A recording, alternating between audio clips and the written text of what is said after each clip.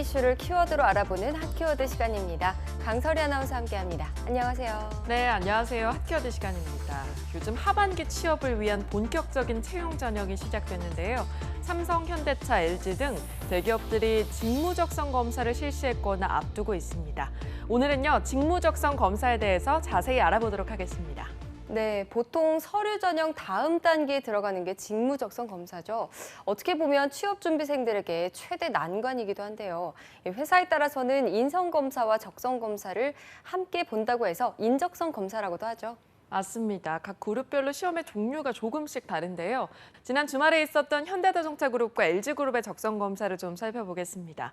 10만여 명이 몰린 현대차그룹은 언어 이해, 논리 판단, 자료 해석, 정보 추론, 공간 지각 또는 도시기에 이렇게 5개 분야의 적성검사와 인성검사로 진행했다고 합니다. 거기에 현대자동차에 지원한 사람들은 따로 역사 에세이를 30분 동안 썼다고 하죠. LG그룹은 인성검사를 50분 동안 본 후 적성검사로 언어 이해, 언어 추리, 수리력, 도형 추리, 인문 역량 등 총 125문항을 140분 동안 시행했다고 합니다. 네, 대기업마다 다 다른데요. 아마도 그 기업이 추구하는 인재상을 반영하는 얘기겠죠.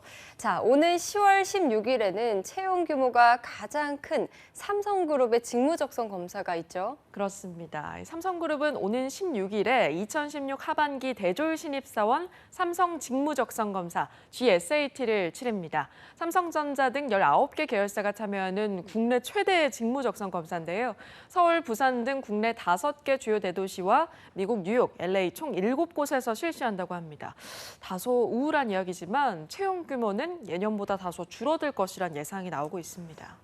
네, 그렇군요. 각 대기업 부설경제연구소에서 내년 경제 성장률을 올해보다도 낮게 예상하고 있다고 하니까요. 아무래도 취업 시장도 더 좁아지겠죠.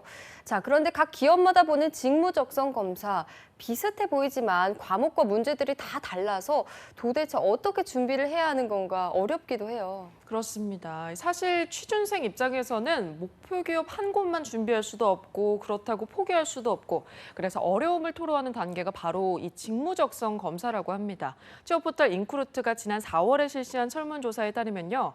구직자들의 47%는 직무적성 검사를 위한 교재 구입에 부담을 느끼고 있다고 합니다. 각 취업 사이트, 취업 학원에서도 짧은 기간에 직무적성 검사를 대비할 수 있는 강의를 개설하고 있습니다. 네, 각 기업마다 다르다고 하지만 트렌드를 반영하기 때문에 아무래도 해마다 시험에서 특별히 유념해야 할 공부 분야가 있을 것 같은데요. 자, 올해는 어떤 분야를 좀 눈여겨봐야 할까요? 올해는 한국사를 눈여겨보셔야 합니다. 각 회사마다 한국사 관련한 시험의 비중을 높이기도 하고요. 또 한국사 시험을 객관식이 아니라 에세이 형식으로 확대하는 회사들이 늘었다고 합니다. 지난 주말 현대차그룹 적성검사에서 역사 에세이 전형이 있었다고 말씀드렸죠. 한글날의 역사적 의미를 묻는 문제와 순 한글로 된 단어와 그 뜻을 묻는 문제를 출제했다고 합니다. 네, 한글날이 있던 주말에 시험을 쳐서 그런 것 같은데요. 좀 센스가 있는 취업 준비생이면 미리 대비를 좀 했을 것 같은데요. 그렇습니다.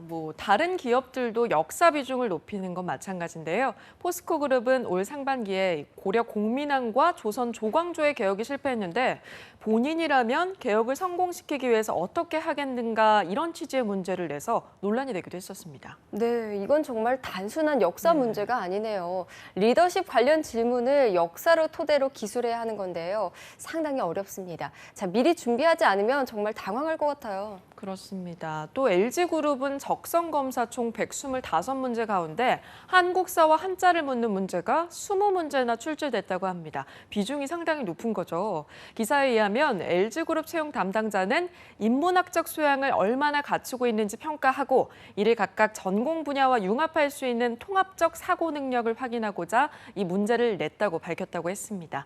네, 앞으로 진행될 삼성그룹의 직무적성 시험에서도 10% 정도의 한국사 관련 문제가 나올 거라고 했고요. 또 GS칼텍스의 경우에는 기존 객관식 30개 문제에서 주관식 5개 문제로 바꿨다고 합니다. 네, 각 대기업의 직무 적성 시험 자료들을 보니까요.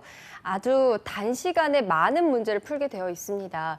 이러다 보면 시간에 좀 쫓기게 되고 때로는 소위 찍기를 할 수밖에 없는데요. 직무 적성 검사를 좀 보는 요령 같은 것도 있을 것 같아요. 네, 워낙 다양한 분야에 많은 문제가 나오니까 당연히 모든 문제를 다 알고 쓸 수는 없겠죠. 모르는 문제가 나왔을 때 다른 시험하고는 다르게 소위 찍기를 함부로 해서는 절대 안 된다고 합니다. 기업체에서 명확하게 밝히지는 않고 있지만 틀린 문제에 대해서도 감점 제도, 그러니까 답을 적어서 틀리면 감점을 하는 제도를 시행하고 있다고 알려져 있거든요. 그러니까 만약 답을 적지 않아서 틀리면 1점이지만 적어서 틀렸다면 거기에 0.5점을 더 감점하는 겁니다. 어차피 틀린 것 같다고 한다면 20%의 확률로 찍기보다는 포기하는 게 확률적으로 더 유리할 수도 있습니다. 네, 아예 모르는 문제는 그렇겠지만 좀 아리송한 문제는 확률적으로 잘 생각해서 답을 적을지 아니면 말지 결정을 해야 될 것 같습니다. 요령조차도 어려운데요. 네, 그렇습니다. 기업들이 직무적성 검사의 기준이라고 밝힌, 그러니까 우리는 이런 능력을 보겠다 이렇게 밝힌 항목들을 보면 대동소이합니다.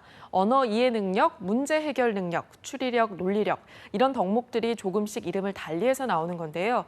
교육 전문가들은 냉정하게 이야기하면 사실 대학교를 졸업하기까지 고등교육을 제대로 받았다면 갖췄을 덕목이라고 말하고 있습니다. 네. 갈수록 채용문은 좁아지고 있습니다. 100대 1이 훌쩍 넘는 그 치열한 관문을 넘기 위해서 직무 적성 검사가 넘어야 할 장애물임에는 틀림이 없습니다. 하지만 결국 그 관문을 통과하기 위해서는 배움의 기초를 단단히 하는 것밖에는 방법이 없다는 생각이 드는데요. 취준생 여러분 모두 요령이 아닌 지금까지 배운 지식들을 바탕으로 잘 준비하셔서 좋은 결과 있으시길 바라겠습니다.